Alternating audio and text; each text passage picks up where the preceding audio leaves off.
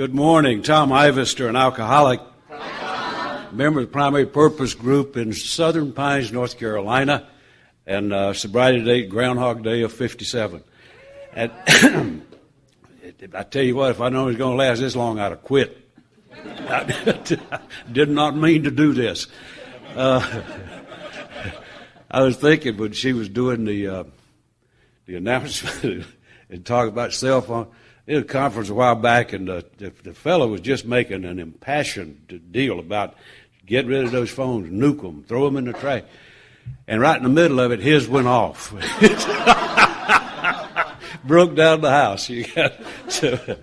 Well, it's great to be here, and what a wonderful turnout for a Saturday morning workshop.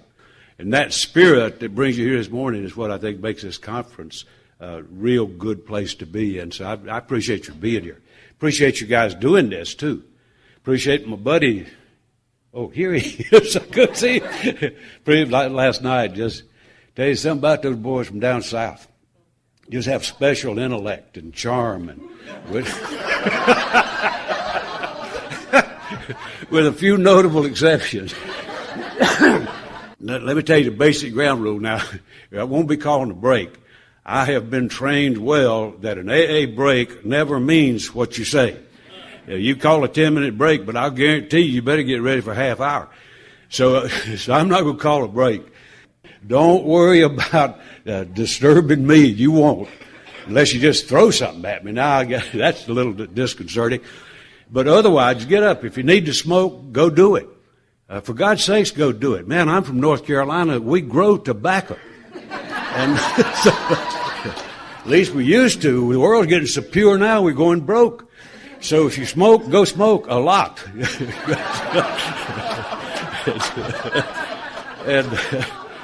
and we'll appreciate it.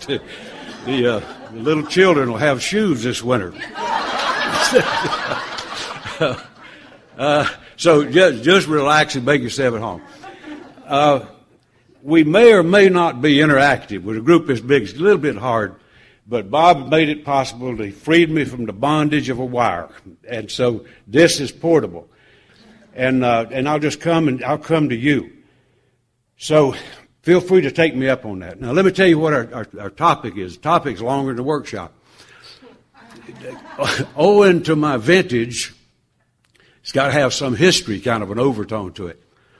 And what I want to do is just visit a little bit, not spend extensive time in it, but just visit a little bit. And you know how our stories reveal in a general way what we were like, what happened, what we're like now. I'd like to visit a little bit about our fellowship, of what we were like, what happened, and what we're like now. What I want to do to this is not just, I don't want to entertain you with it. I hope we have a good time, but that's not my objective. And I don't want to give you any kind of a decrease in morale. What I'd really like to do is get you to think with me about some things that I think are worthy of concern and worthy of attention in our fellowship. And so I want to try to enlist you into that cause the best I can. So that's basically what I want to do. And toward the end of that, I didn't plan this, but Polly said put it in. But she wants me to translate that toward the end into talking about particularly home groups, about the value and the benefit and the worth and the vitality of home groups. So that's basically what we'll be heading for. I'll break it down into those compartments, what we were like. Now, I'm blessed. One of the few blessings of being old. Whoever called them golden years didn't know what they were talking about. I'm blessed in the fact that I was acquainted with a lot of the people who were prominent in our history, and got to know some of them. Weren't fishing buddies, but just got to know some of those people who come to mind when you think about folks in AA and out of AA who were instrumental in getting this sort of wisp of hope into a reality. And so that's a good thing. Had the chance to meet our co-founder, Bill. And so that history is more than just ancient study with me. It's a living kind of a thing. And I can report first person on a little bit. Because when I came in 57, a lot of the original methods that were going on were still going on. And so it's a kind of a first person account coupled with a little bit of just sort of pursuit of it. I always kind of feel good about the first 100. I think I'd have fit right in with that bunch. They just seemed like the kind of a bunch of drunks I would have hung out with. I mean, here were a bunch of guys that were just rushing around pell-mell, had no clue what they were doing. They'd just basically bunch up and talk and run out and try to rescue people. Now, I'd have fit right into that. Man, I tell you what, I'd been in hog heaven. That's the kind of crowd I drank with. And so I would have been one of those guys real easy. Identify with them. They were a peculiar kind of a bunch. And what happened in those early days, it was that what we call the chain reaction of love and service was born in that bunch. Their only real action was what we call that chain reaction of one alcoholic reaching another. And each one of those people came in as a direct result of the actions of a sober alcoholic. And so that sort of set a principle, set a standard in the fellowship. And I remember those guys. I remember those people, some of whom I met. Just name a few. Rockefeller, the wonderful fellow who helped write our seventh tradition. He didn't know it. But the guy who made us understand that money would ruin this thing, we wouldn't have figured that out, but he figured it out for us. Jack Alexander, who wrote that profound article in 41, and absolutely blew open the gates of AA so that an avalanche of people came in. Wonderful folk, Clint Duffy, the first penologist who opened a prison and said, come in, we've got drunks in here. That's 64 years ago that happened, just about 64 years. So people who were eminent, Dr. Silkworth, the guy who sort of steadied Bill.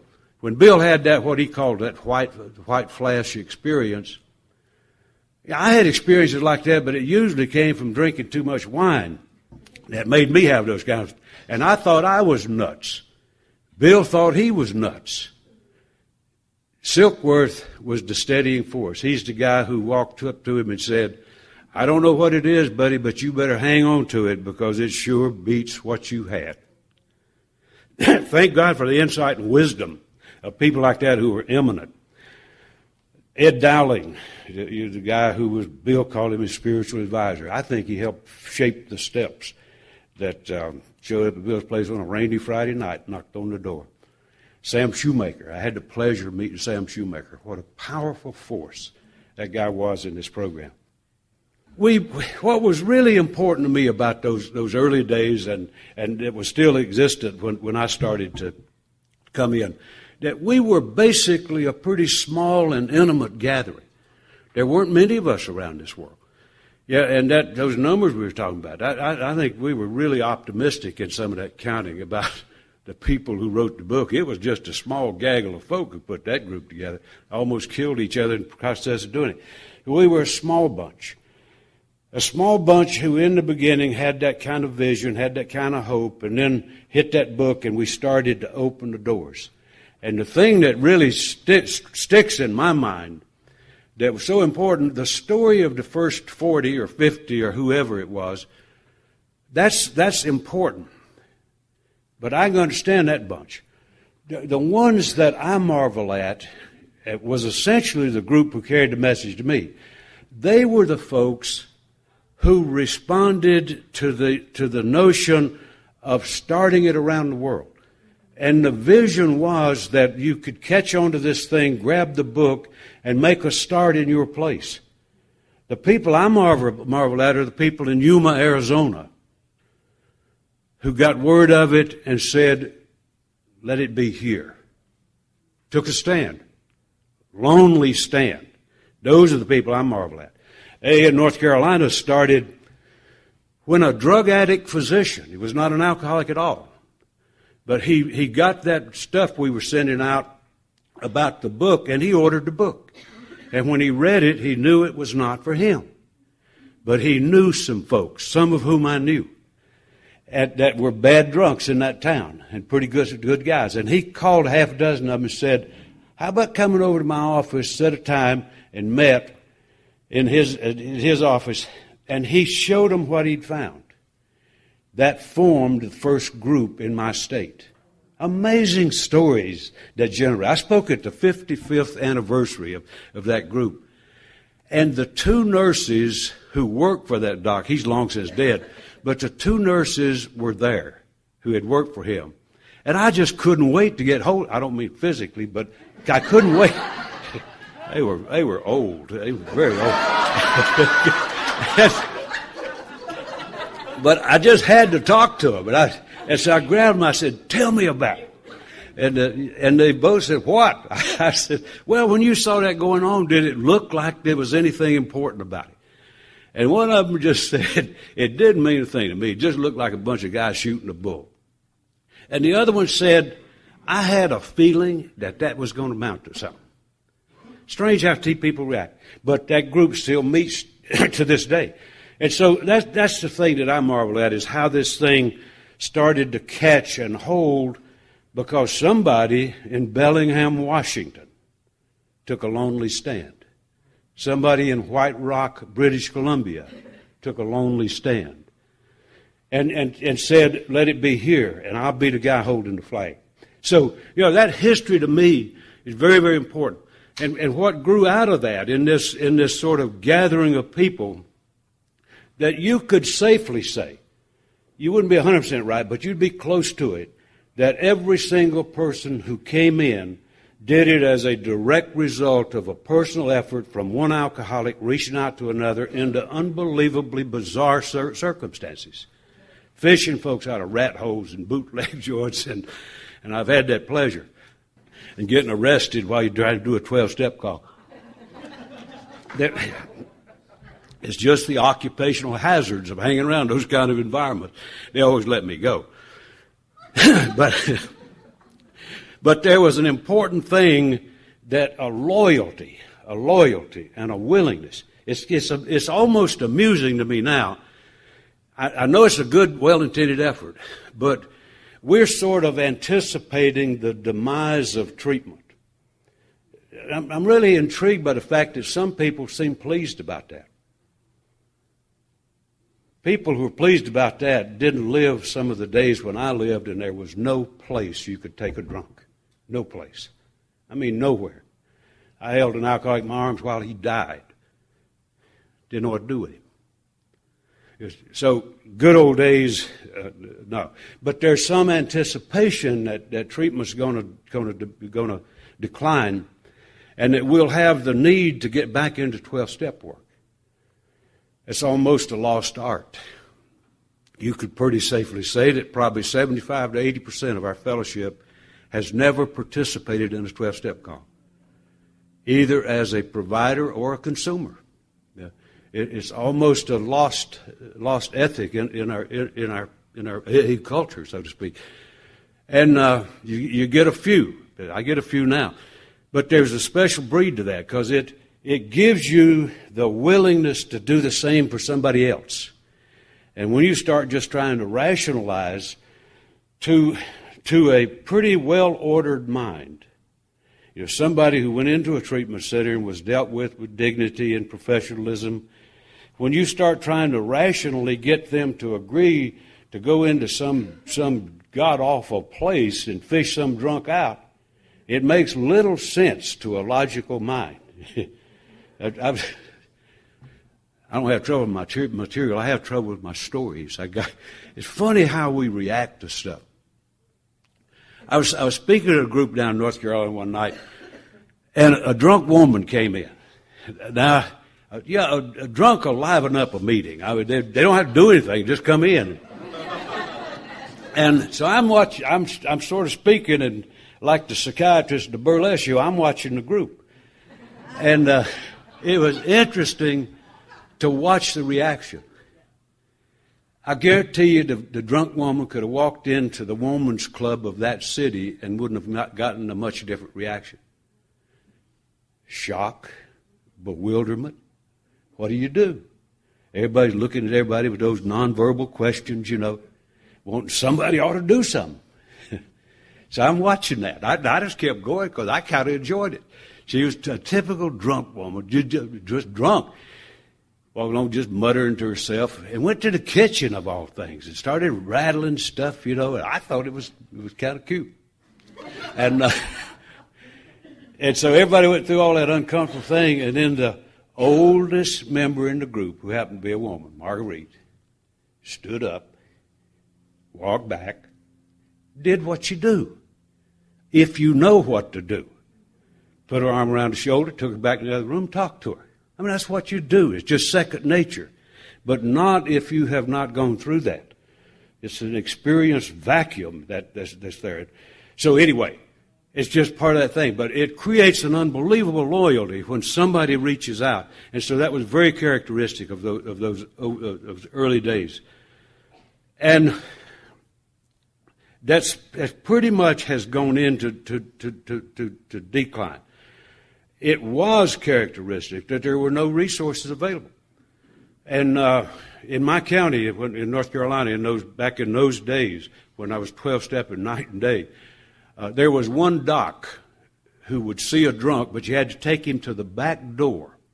He wouldn't treat him doing the front door like people. Go to the back door, and he would come back, shoot him in the rump with something. Whatever it was, I was grateful for, and I was glad to pay for it because it beat fighting him. And it just settled right down. And that was it. That was the sum total. And so I was awfully grateful when we started to get some relief showing for that. We often referred to this as the fellowship of the last resort. This is where you go when there ain't nowhere to go. This is the last stop on the bus line. So it was a special kind of a time. It was a thrilling time, thrilling days of yesteryear. And I could stay there all day. But it had that quality, and I think the one point I want to really, really stress in that was the loyalty and willingness to serve that was there. There was never a question. Nobody argued. Just said, get in the car, we're going, don't worry about it, we'll find him. And just off and go. Well, anyway. Well, I just got to tell this one other story. I swear, I'll hurry on the other part, but I just love these old days. I know one night I got hold of the first high roller I'd ever really 12-step, and this guy was a real Mr. Uppity type of fellow. And I knew his motives weren't pristine when I got him. And what it was, he had escaped from his wife. He wanted a drink. And he escaped from his wife by calling AA. I don't know where he learned that. But it worked, and he got out. And so I wrestled with that sucker till about 3 or 4 o'clock in the morning. And I always made it a point back then. I was fairly dangerous. I used to carry booze. If you don't have any other facility, you will use booze or whatever else you get your hands on. So I always kept some. And I didn't have any that night. He said, finally, he just wore me down. And I said, all right, okay, you win. Tell me where your favorite bootlegger is. Well, I thought I knew every bootlegger in that county personally, but he named one I didn't know. And he took me to this place. It looked like an opium den in Rangoon somewhere. That awfulest looking place. Jesus, I hope I didn't hang around places like that. It was awful. It was just drunks laying everywhere. So I take him in and give him that bottle of something that ain't never seen a tax stamp. I mean, it was an awful looking mess. And he's drinking, and about that time, there were lights and horns, and my God, they raided the place for the first time in history. And here they came, just stormtroopers coming in, and they start trying to drag these drunks out. And this one cop kept looking at me. I looked like a young Ivy League lawyer or something standing over watching the action. So he kept looking at me. Finally, he couldn't stand it. He came over and said, "What are you doing here?" I said, "Man, you wouldn't believe it." And he said, "Well, try me." And I told him. He said, "You're right. That's the darndest thing I've ever seen." And and he gave me the drunk and the whiskey and said, "Take him." And from then on, he gave me mortal hell. I'm telling you, every time they had a drunk tearing up to jail, he said, "I know who to call. I know the guy, man. He'll fix it." You talk about CPC, Cooperation Professional Community. I didn't have it in mind. I couldn't even spell CPC. But I guarantee you, I got into it. So there were real byproducts of that stuff. So anyway, I go on forever with that sort of thing. And so what happened? These were boom days. These were rush days. These were real growing kind of days. And they were ugly, but God, what a wonderful feeling, that we're really getting it going. And we were sort of unto ourselves. We banded together because there was nowhere else to go, and there was an intimacy and a closeness second to none. And then what happened? What happened? Don't forget to jump in now if you want to anytime. What happened on the way to paradise? Well, now hear this if you don't hear anything else. I have absolutely no criticism that I'll share this morning. I ain't mad at nobody. I ain't throwing no bricks. I don't blame anybody for any of the concerns that I have about our fellowship. Anything I talk about happened on my watch. It happened on my watch. And so I share full responsibility for anything that shifted or drifted in a way. So what happened to sort of alter, and there were a number of things. The acceptance of the illness idea was, we sometimes say it was declared a disease. It never was. The medical associations just started to look amenably at it's like an illness. Well, whatever it was enough to start putting a question mark where there had been an exclamation point, and that doors started to gradually open because it started to get at least some insinuation of legalizing as a treatable kind of a condition. That was an important thing, an important breakthrough. The hospitals, now I'm not talking about failed swoop, but hospitals started to just gradually crack the doors. I remember in my state when the first alcoholics were able to go to a hospital as alcoholics. We literally had to provide attendant service because they didn't want medical staff to have to mess with the drunks. And so we actually did guard. It'd be like guard duty. You'd come in and work a shift. And I remember one night I went in to do my shift, and the guy was relieving, met me at the door, and he said, no problem now, he's okay, absolutely no problem, everything's fine. So I go in to see the smiling boy, no drunk. And I'm standing there looking at my other man's gone, and I thought, where's this fool gone? And I'm looking under the bed, in the bathroom. The window was about that wide, I know it didn't go out there. Ceiling, nothing. And then I heard a little clatter over, it was a wall locker type of thing, a little clatter. So I went over to open the door. He was only slightly confused. He thought he was in the bathroom, and he was at the urinal, which was not existent. And I said, "What are you doing?" And he looked at me just as indignant as could be, and he said, "I beg your pardon." I said, "Pardon my ass. Get out of there, you fool." Well, I understand why medical staff didn't want to wrestle with him, but the door was opening, and what a great, great feeling to start seeing a little bit of light in the darkness. It's a very signal event. Because it started to get looked at as like an illness, insurance started to pay. It's amazing how many conversion experiences occur when there's payment for service. Ooh. And my God, doors opened everywhere. And I tell you, the treatment was born and absolutely exploded. I never thought I would see the day, the pessimist that I am. I never thought I'd see the day.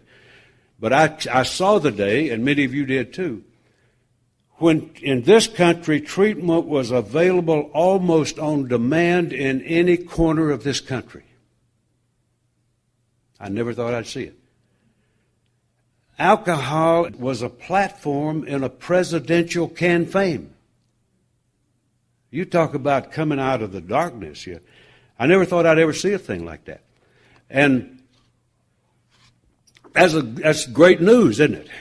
Yeah, but there are some interesting kinds of things that started to happen. And the stuff went out all over. The Hazelden bunch in Minnesota. Basically, a bunch of AA guys got that going. They got sober and new people needed some treatment. It basically started by folks who started doing that that professional thing outside of AA. And so we were close to that. But it just sort of took off.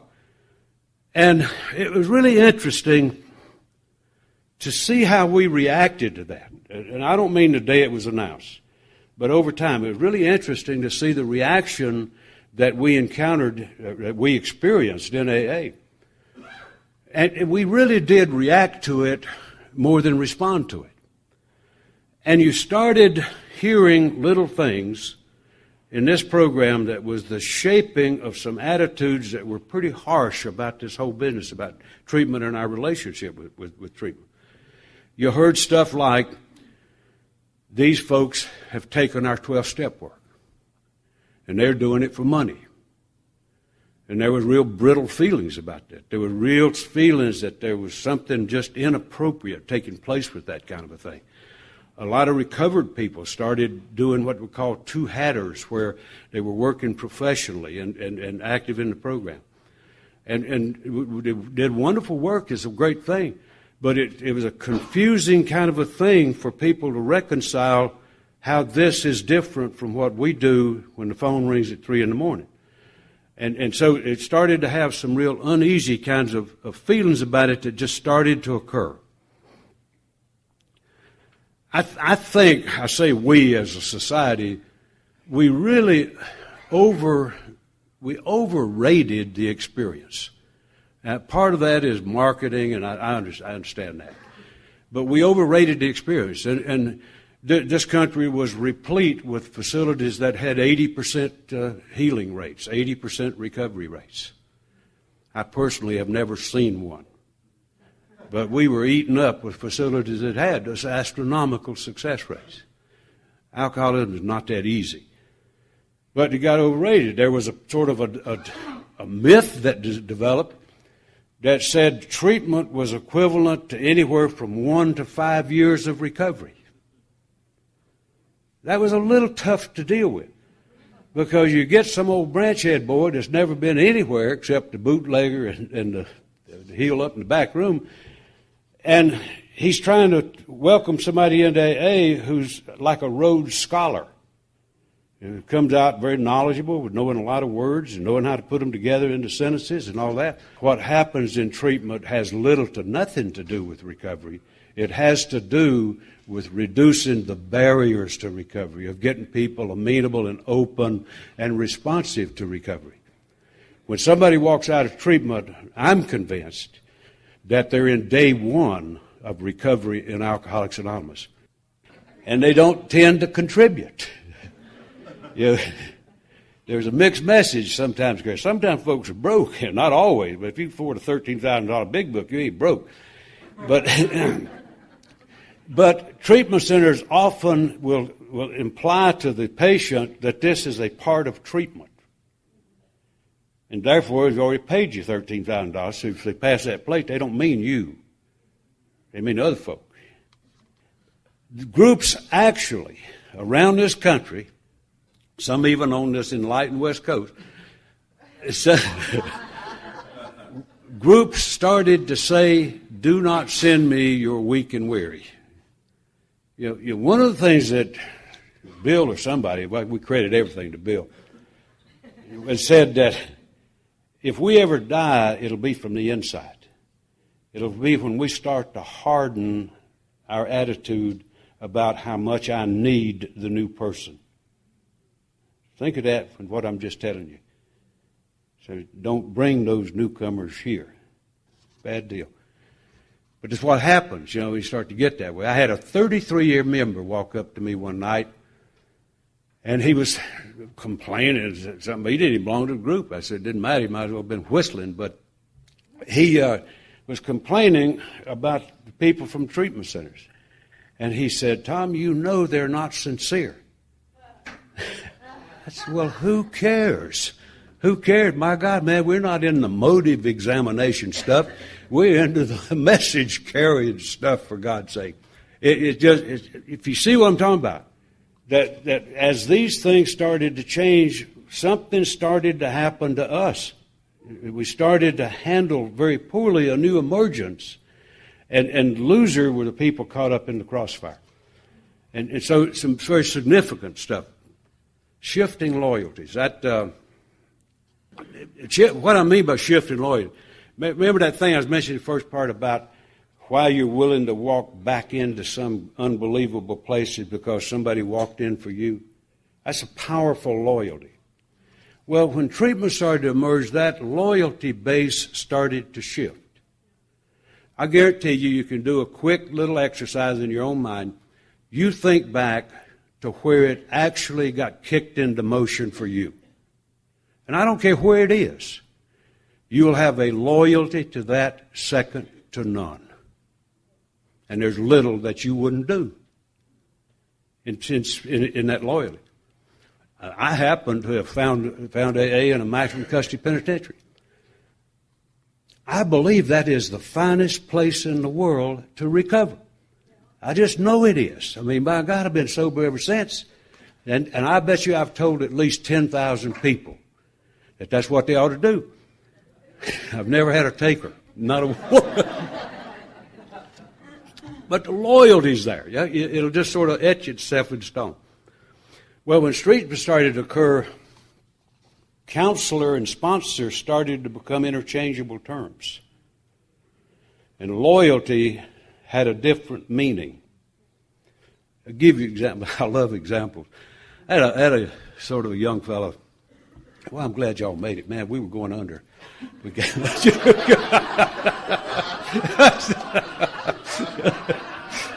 Welcome. I always like to let people sneak in quietly. They were trying to get unnoticed coming in under the radar. I would have ran them off. What? A young fellow asked me about sponsoring him, and I take sponsorship pretty seriously. I'm going to have about a 2-hour meeting with somebody before I get into that. I mean, I spend more time buying a wheelbarrow than I do sponsorship sometimes. But I wanted to meet with this guy, so we met. And went in now here are the details of this thing. This guy's sober 13 years. And he told me that he just wasn't happy with the way things were going, that he had a sponsor, but it just didn't seem like it was working out well. And I said, okay, fine. I'll be glad to do it. The only thing I want you to do is responsibly discontinue that sponsorship. Thank the person for the service. And he said, yeah, okay, I'll do that. And he said, do you want to know who it is? I said, I don't need to know who it is. I don't really care. And he said, well, I'll tell you anyway. And it was his non-alcoholic counselor from treatment. And I tell you, I'm a fairly calm fellow, but I mean, my blood pressure was just going. I'm thinking, Jesus, how far off can you possibly get? And so I didn't want to say anything until so I could moderate. And so when I settled down and I said, my friend, let me make a suggestion to you. He said, what? I said, let me suggest that you've never had a sponsor. What you've had is the world's longest aftercare plan. And isn't that what it is? Would it shock you to know that this fellow had never had a home group, had never sponsored anybody? Would that shock you? No, why would it? His basic affiliation, his basic loyalty was where he left. And he never let go. And he never grew as a member. So what we do when we meet is we negotiate how we're going to operate. You know, what I'll do, what I will expect of him, what he can expect of me. I want it understood so that we don't get surprised and disappointed when it doesn't work like I think it's going to work. So we like to work that out. So I told him, I said, well, now, in all fairness to you, I'll tell you this, that you're going to have a home group. Doesn't need to be mine. I don't care where you belong. I just want you to belong. You're going to have to get involved in service, and you're going to have to start sponsoring some folks. And he just kind of blanched a little bit because obviously he hadn't thought much about that kind of stuff. And he said, well, okay, I'll do it.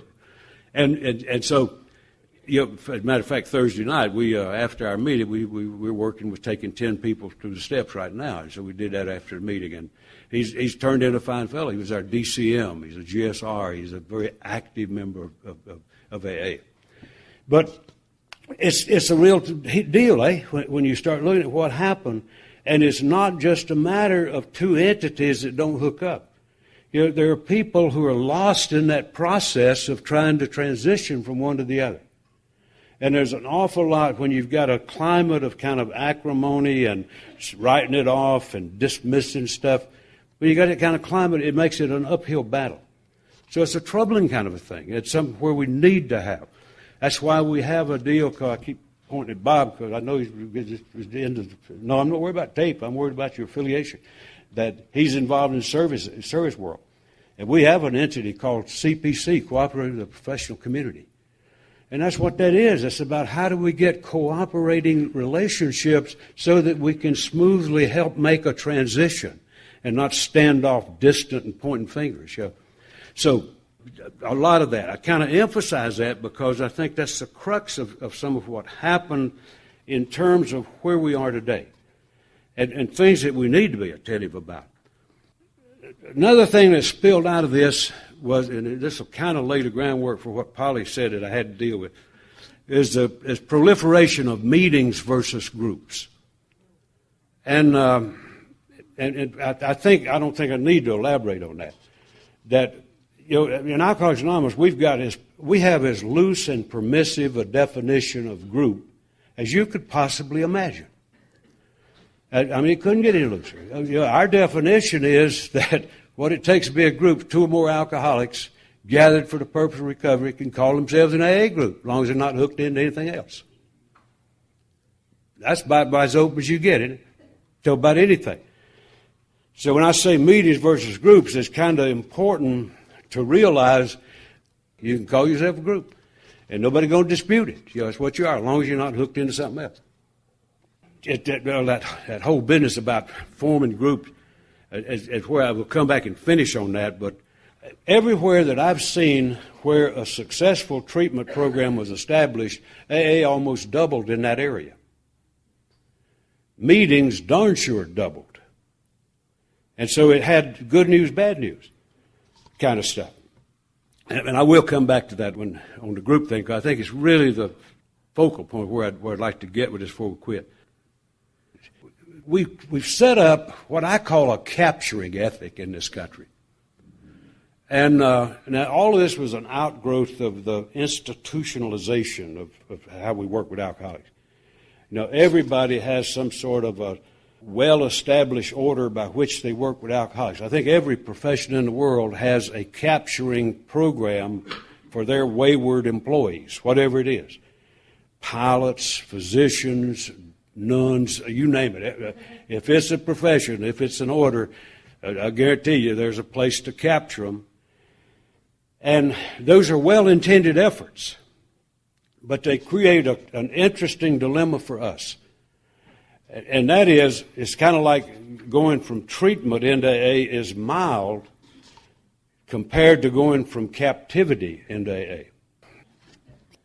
As we started to relax on our aggressive outreach, so to speak, where we're reaching out and trying to find alcoholics, when we became passive about that and quit doing aggressive work in those areas, the people who were capturing alcoholics made up for our absence by overextending their effort.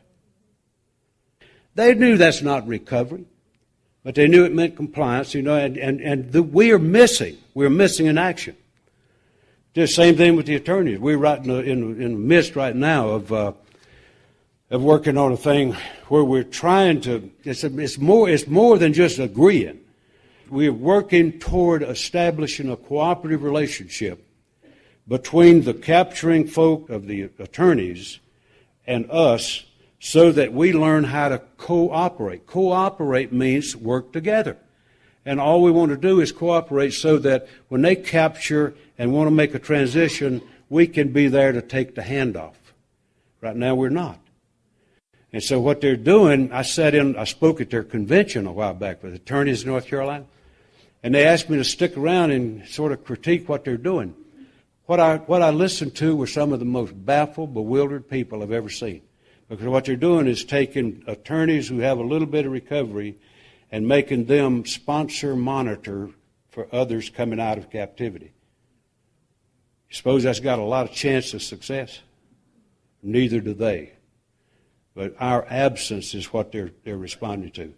So what we've, I met with the director of that program a while back. We were going to honor some old man that was retiring. And so I went there to see him before he died. And so he said, "What are you doing?" I told him, and I told him what I had in mind. He said, "Man, that's exciting." And he said, "How do you think you'd go about it?" And I said, "Well, pretty simple to a simple mind like me. What we do is get a table, and a bunch of y'all sit on one side, and a bunch of us sit on the other side, and then we agree how can we cooperate. Simple as that. That's all we do. We're not writing a Magna Carta. We just try to work together, help some trucks." And he said, "The only thing I'd ask you is be sure I'm at that table." Yeah. So see, these folks are eager to do something. What's been missing is us.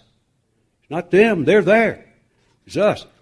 And so anyway, if you're not busy enough, just think of anything along this line. And it takes in anything from psychiatrists to drunk drivers.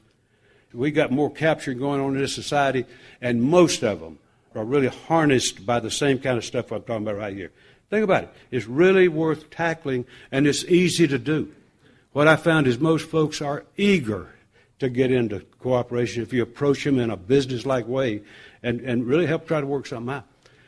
That comes under the heading of service work, by the way. That's not extracurricular activities. That's just if you really want to help a drunk, you got to go get them where they are, So a bunch of that kind of stuff started to happen. And that need to be friendly with our friends I don't think it's ever been more important than it is right now. Tell you, I'm absolutely amazed at how many of us in this fellowship know absolutely little to nothing about those active areas of service. Example, I was down, I won't name a state. Well, it won't matter. It was in Colorado. Very enlightened, progressive, intellectual state. A lot of fine people, skiers, mountain climbers, and all kinds of strange folk. We were in the state convention. They had a service meeting. And I asked a question. I was not doing anything. I was just sitting there. And I asked a question about something, and a lady stood up. I asked something about CPC or something like that. And she stood up and she said she wanted to ask a question of the question. So she directed to me. She said, "I've been in AA 21 years, and I'm embarrassed to ask the question, but what's CPC?" And I said, "Honey, don't you be embarrassed whatsoever, because you're probably speaking in behalf of probably 2/3 to 3/4 of us who simply just don't know because nobody's told."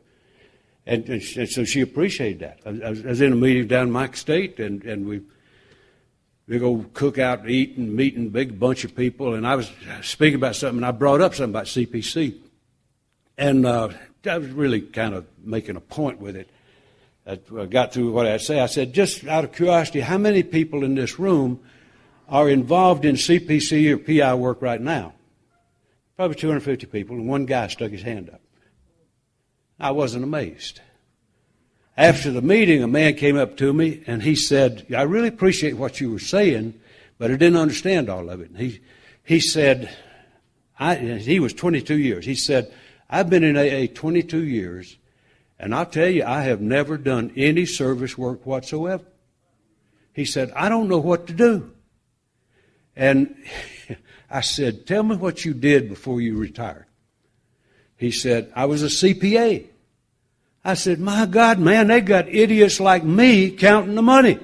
For God's sakes, man, we need you. Get in here. We'll give you the money tomorrow." But people think service is trying to fit into some box. Everybody in this room has talents. Everybody's got something to give. And that's what service is to use what you got and put it to work. And so everybody can do that stuff. This is not some kind of exotic art to develop. Anyway, enough on that. I want to talk about groups a little bit. I've already given you one little bit of a definition. Now, we were talking yesterday, Nicole and Donna and I were talking yesterday about, the concerns, any concerns we have about AA. And I told them, and I tell you, my biggest concern is the proliferation of little one-dimensional meetings and the demise of well-structured, purposeful groups. That's my biggest concern. And we got a little publication that says Home Group Heartbeat of AA. And that's a good title because it is the heartbeat of AA by design. But keep that in mind, when I share a little bit about this, because it's, I think, a critical kind of an issue. What we're really talking about here is infrastructure. It's one thing for us to have nice little meetings and all that. Those are nice things. But what we're talking about is infrastructure. And I was thinking about that a little bit when we were driving up here. We were driving out of Seattle, and it looks like a zoo. It's just people running everywhere. It looks like bumper cars, but nobody's bumping. And that city works. It works. The infrastructure is reasonably in place. And so here's a hopeless morass of vehicles rushing around and angry people. And that infrastructure had us moving. They had buses that were going this way. They had an express lane for folks like us. And so a lot of things are in the infrastructure makes that work pretty well. Of course, we had a little extra benefit. We had Nicole driving. And guarantee you that'll straighten out an infrastructure. But when it's in place, it works well. And that's sort of what we're talking about here, about some of these five powerfully important places about how and where we do business. And so they do get to kind of a infrastructure level. Submit one other thing to you just to think about, if you will. We refer to AA as a selfish program, and truly it is. My sobriety is more important to me. Now, I love you guys, but my sobriety is more important to me than anybody else in this room. Now, I love you. I hope you do well. But if somebody goes down, I hope it ain't me. I'm going to stay here as long as I can. That sounds a little cold, but it's reality is what that is. And that's really the way I like it. I had a good buddy that used to say rhetorically, I know, but said it nonetheless to a crowd, that if one of us has to drink again, I hope it's me rather than you. Now, ain't that sweet? Yeah. You won't find me saying that. No, I'm going to try to take care of the ground I'm standing on. I'll also help out where you're standing. But I guarantee you, nowadays, so it's deep down selfish. But it is a strange kind of selfishness. If you look, and I'm not doing the steps right now, Steve did a great job of visiting in that area. But if you look at our steps, I think there is a hugely important transition that occurs.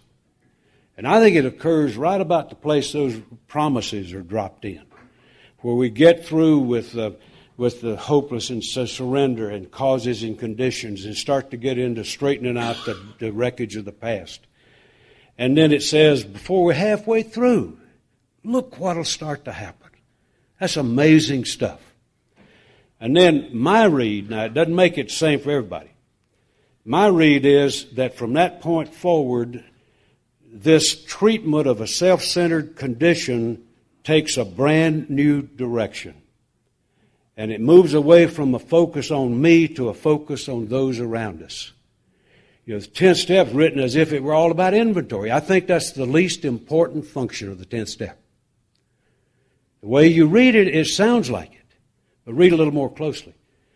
Right in that whole sort of language that leads up to that, it says, of course we're working on ourselves. It's a given.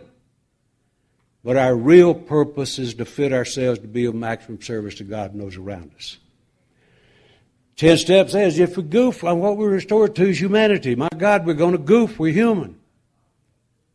That doesn't mean you don't go into Freudian analysis. My God, just straighten it out and move on. It says deal with it quickly and then shift your attention to somebody else. It's hard to treat a self-centered condition by concentrating on self. So it seems to be an oxymoron. But anyway, what it says is to start shifting. And the little line in that chapter, I think, that says it all to me, it says we've entered the world of the Spirit. Our function now is to grow in understanding and effectiveness. I don't think that means personal insight and awareness. I think that means to understand. just like what we're talking about today, we're talking about systems and collision and all this thing. I think our job is to understand this and to try to reach through that stuff and make a difference where we can. My personal belief in that connection is that if I want to be of maximum service, and I do, if I want to be of maximum service, I have got to be willing to step out of my own shadow. And what I'm talking about, there's a lot that I can do personally. And I do. I do a lot of personal work. But my God, that's not the end of what I do. You know, there is a big world out here. And there are opportunities to serve that just defy imagination. If I want to be of maximum service, I've got to learn to think bigger than just me. I really appreciated something my buddy said last night about his group. And I was listening to the wording because I think there was a real message in the wording. I hope you didn't make a Freudian slip and say it, but I think you meant it.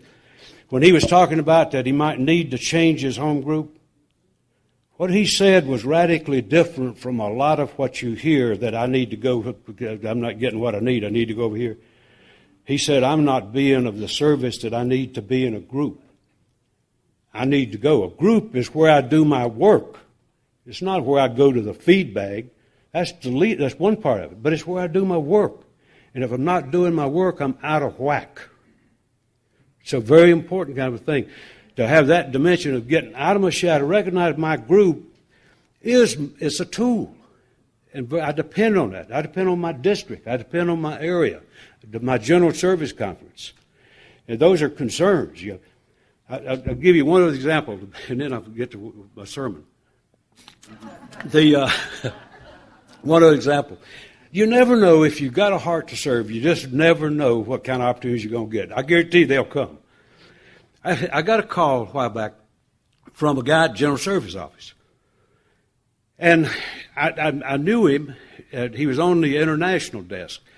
And he said, Tom, I want to call you because I got a little situation you might be able to help in. And what it was, a man in Kenya, down the continent of Africa, a man in Kenya, he's sober, and he had a commitment. He wanted to get AA going in correctional facilities in Kenya. Now, I didn't know much about Kenya, but I told him, I said, I don't speak Swahili or whatever they got, but I'll be glad to help any way I can. And he said, that's all you need. Guy speaks great English.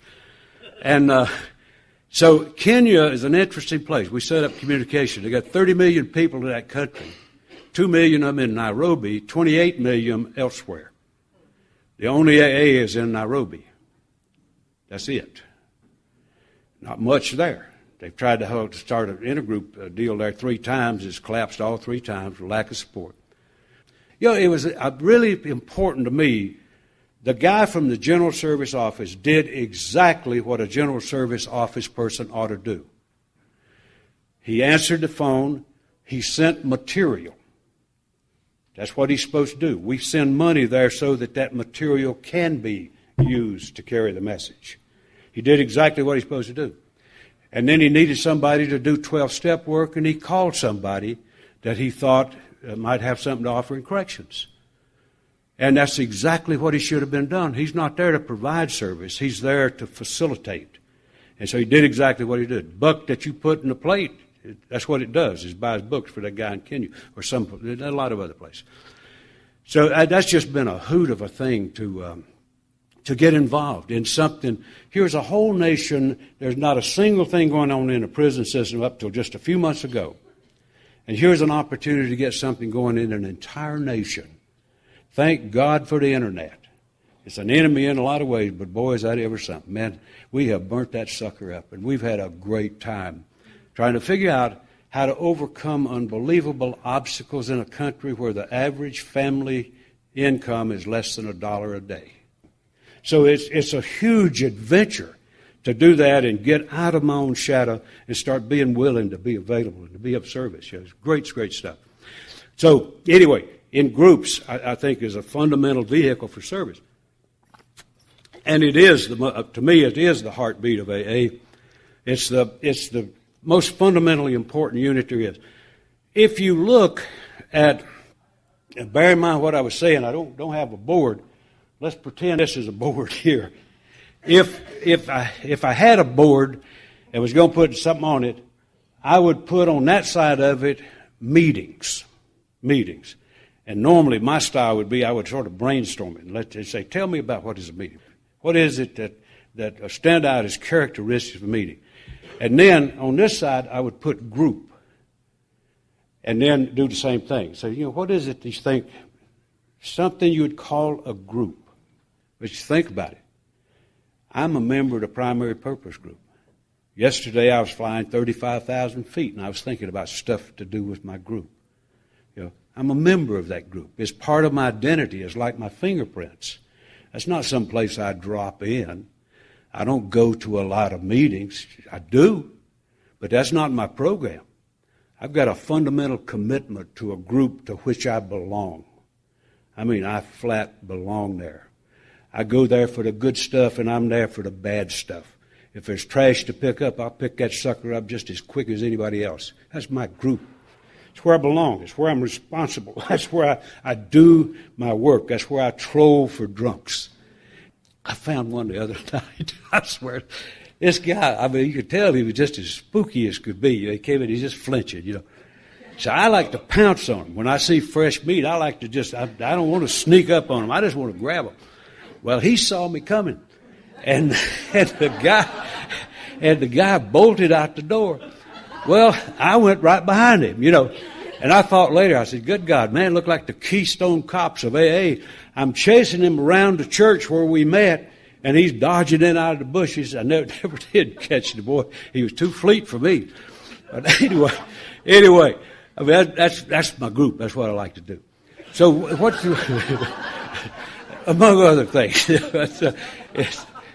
when you look at it, I'll just rattle off just a few things that come to mind for me when I think about what's a meeting.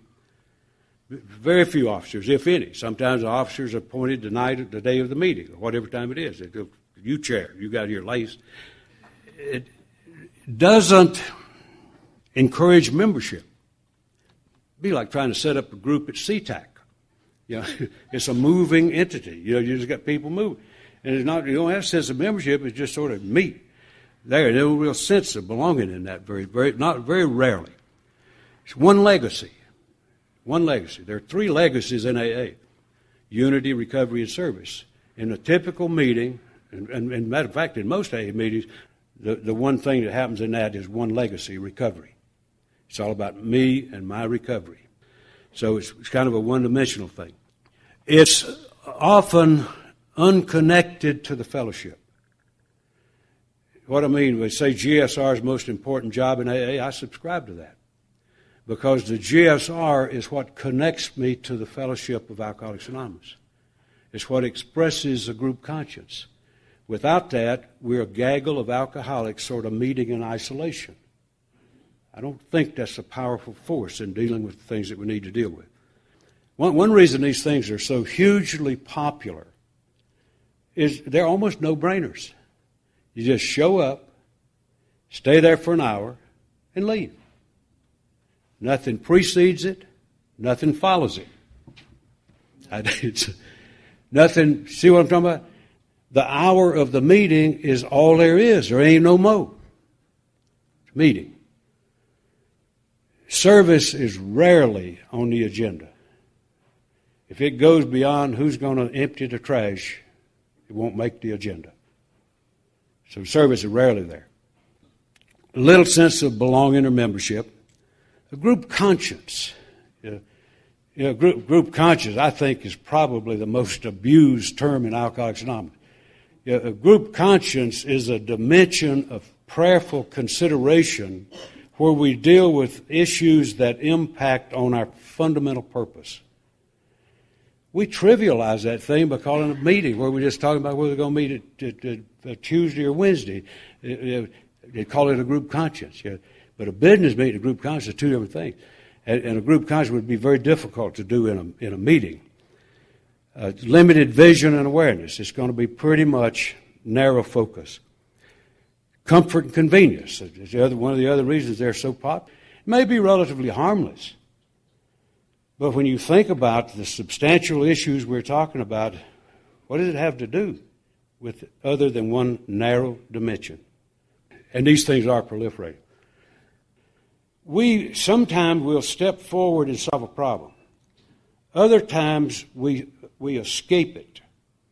And we have, occurring in this country right now, we have some ways that I think, whether it's consciously done, where folks are resolving the issues of these kind of slap-happy types of meetings and these sort of singleness of purpose violations and all this kind of stuff. The typical stuff that you hear complain about. They're solving it by developing anonymous meetings. And then we got a whole just multiplicity of groups, and God knows that it's unbelievable, that plethora of meetings around this country. I'll just mention this on the way to the point. I tell you, there's a lot of reasons I have concern. Well, I'm a conscientious member of AA, and I hope you are too.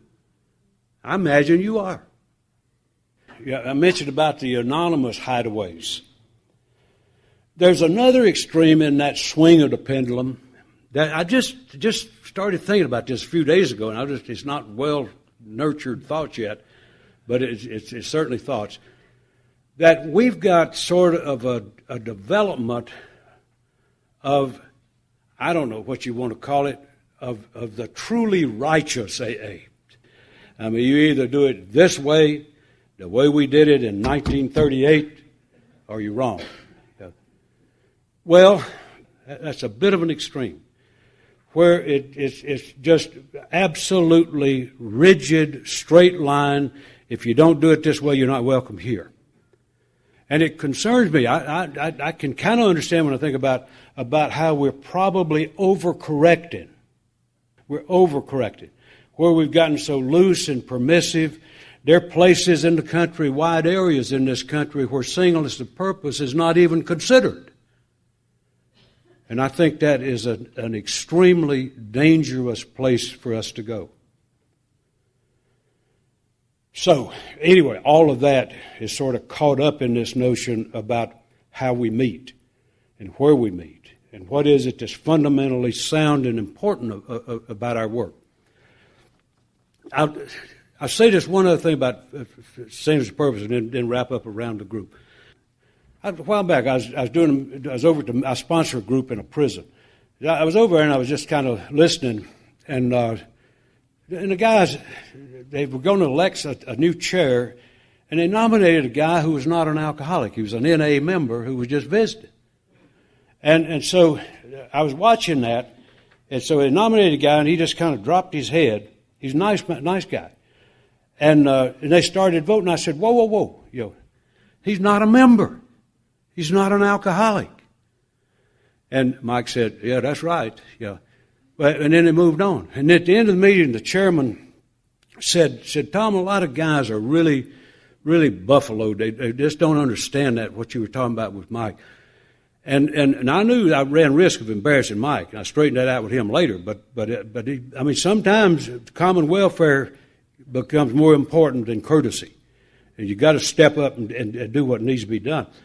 And so he said, would you elaborate on that a bit? And so I just reacted. I said, well, I do believe strongly about singleness of purpose. I said, when Bill Wilson met Bob, and they spent those hours together, where when they got through, Bob said to Bill, finally somebody understands. I said, what happened that day was the formation of the basic tenet of Alcoholics Anonymous, the fulcrum of the entire program. Built around the notion that there is a powerful something that happens when one alcoholic connects with another alcoholic. Something happens the world had never seen. And that's either true or it's false.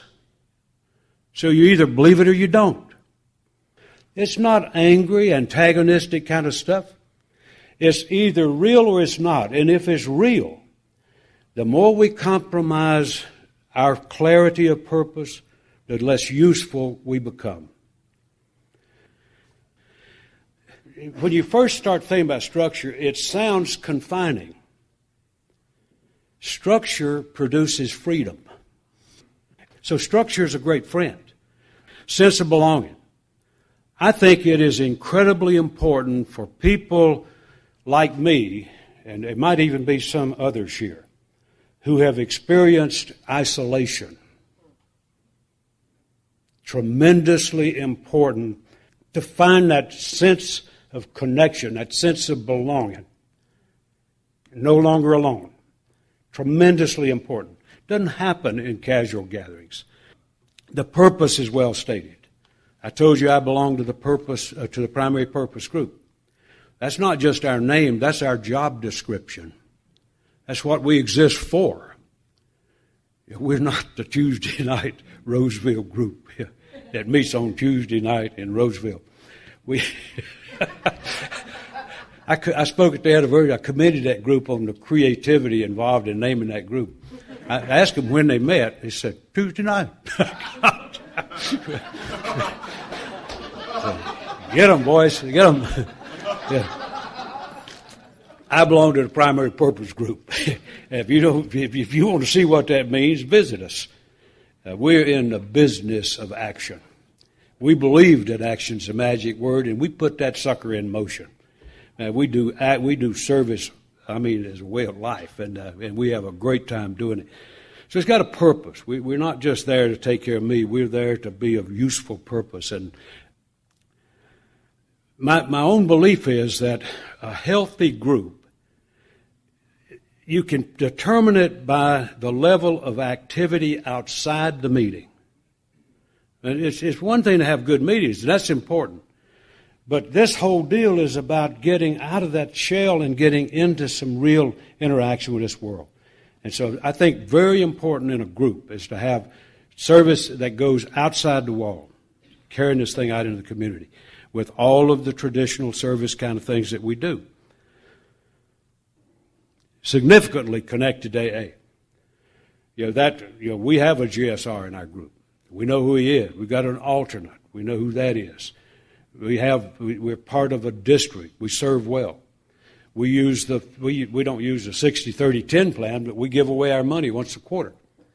We go broke by design. Every quarter we cut down to our immediate reserve. We give out 25% to an intergroup, 25% to district, 25% to area, 25% to our general service work. And so we go broke.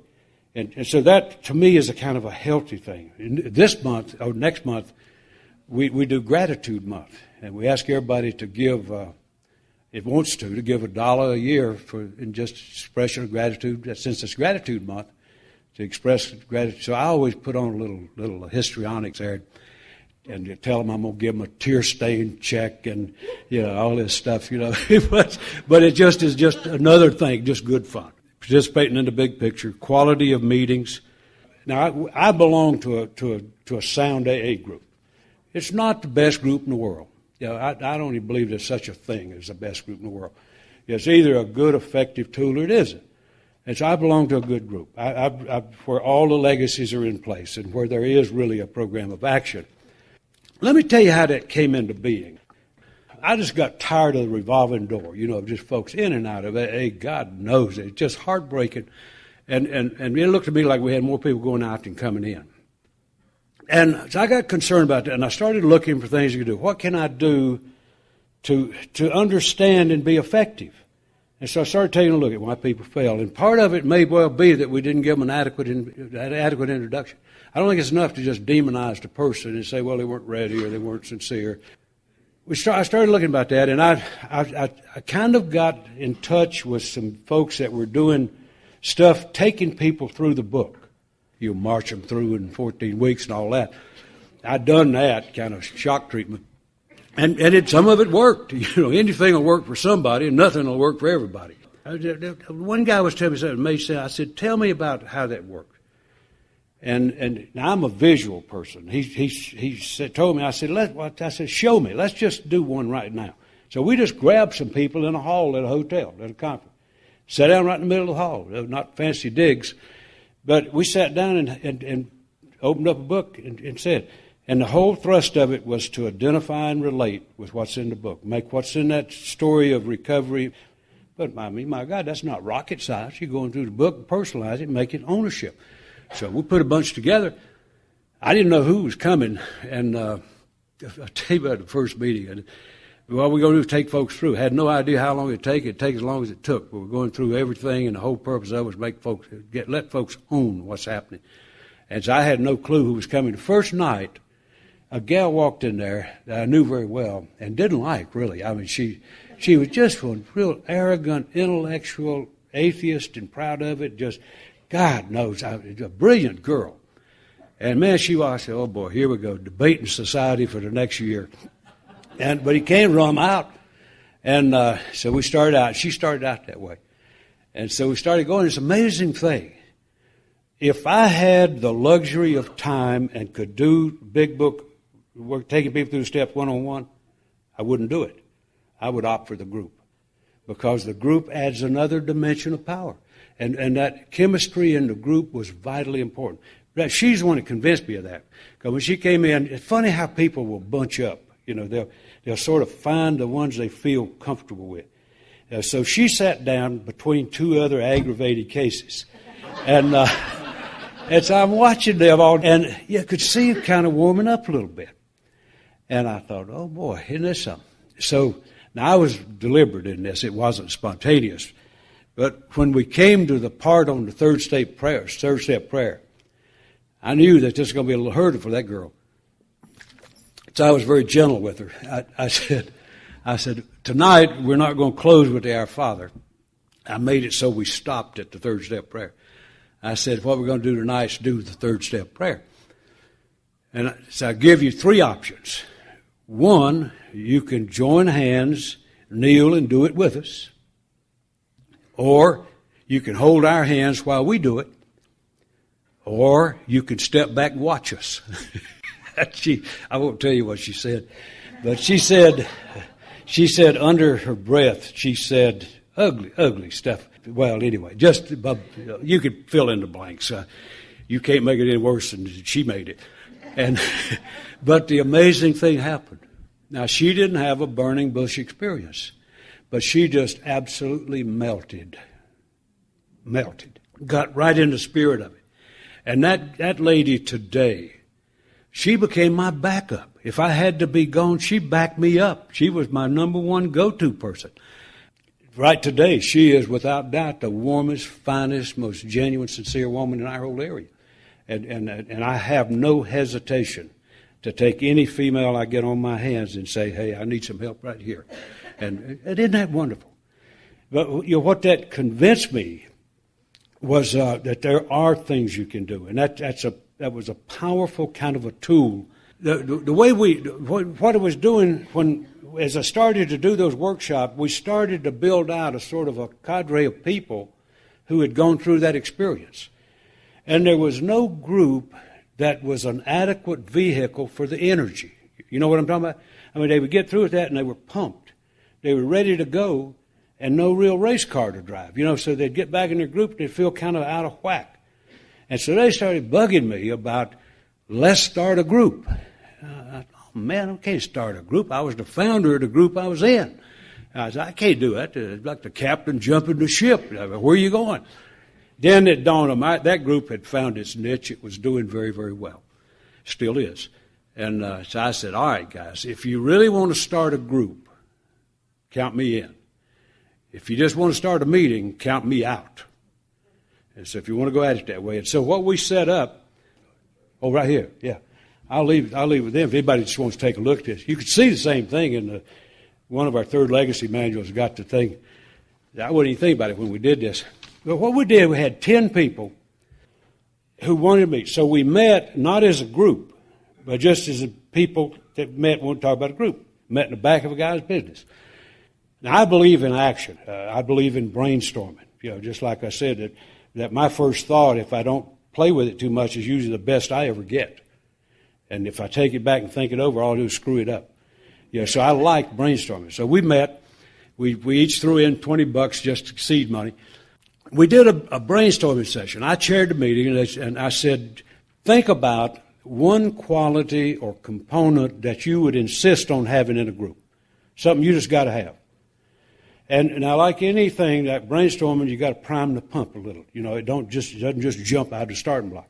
So I said, all right, I'll throw one in. I threw in structure, surprisingly. Threw that in. And the rule of brainstorming is if you say it, you put it on the wall. You don't discuss it or explain it. Put it on the wall. Move on. In 12 minutes, we came up with 19 things. We now call them goals. That's not a great term, but it's what we call them. 19 things, and I added a 20th one. We will not forget Rule 62. I put that in just for keep it light. And we don't. We have a good time. We're serious as a heart attack, but we have a ball. And so what we came up with were these things that we just sort of put into this form. It's called goals. And this is what we want our group to be. This is what these components, what we want it to be. Structure, focus, we'll stay on track, conference-approved literature at the meetings. Newcomers will be given sound information. Anyway, right, and I'll leave these with the president. And well, he told me his title. And so what we wound up with, don't leave us, Don. Don't leave us, buddy. We need you, buddy. This is the structure of our group. And so what we wound up when we got through with it, we named 10 different things, and we decided to do committees to make these goals come apart. And what we named was we had naturally a chair and an in-group rep, a CFC, a correctional facilities, a personal PI, a treatment facilities, GSR, a CPC, program committee, literature, grapevine, and newsletter. We started printing a newsletter day one, secretary and treasurer. When we got through, I don't know if that's changed now or not, but we had 10 committees. And somebody said, where are we going to get people for 10 committees? I said, problem solved. 10 of us, 10 of them, everybody take one. Committees are full. All you do now is add members. And so we were off and running and immediately active. Nobody had to think about what to do. Strange thing about this deal, that we launched it, and we were 9 years old in June, and we've never had a bad meeting. We've had some that were trying hard to be bad. But when you've got a well-structured group that's resilient and knows how to deal with somebody who screws up something, big deal. You just move in and take care of business. That's a group. I'll tell you one thing that happened with it's amazing thing. We never sent out a single announcement. The first night we met, we filled a room that we had at a church. The next week we had to move. Didn't even have permission. We moved anyway. We figured we could whoop a bunch of Baptists, so we just moved. Now we're back to own the whole bottom of the church. It's easy. If you try to form a group to see what happens, probably nothing going to happen much.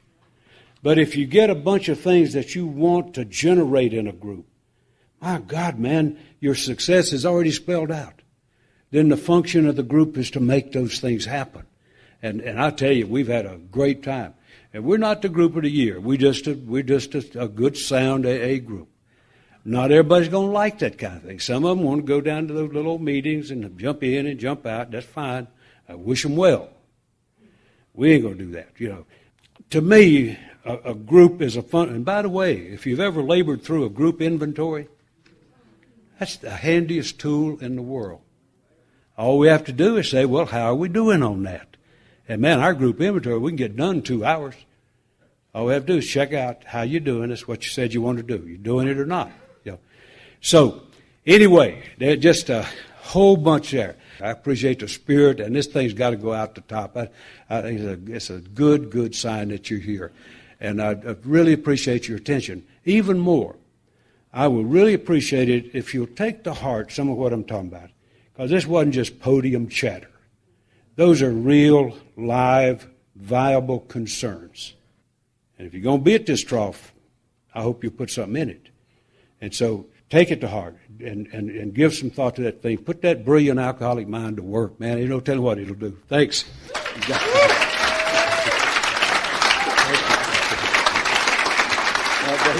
Thank you.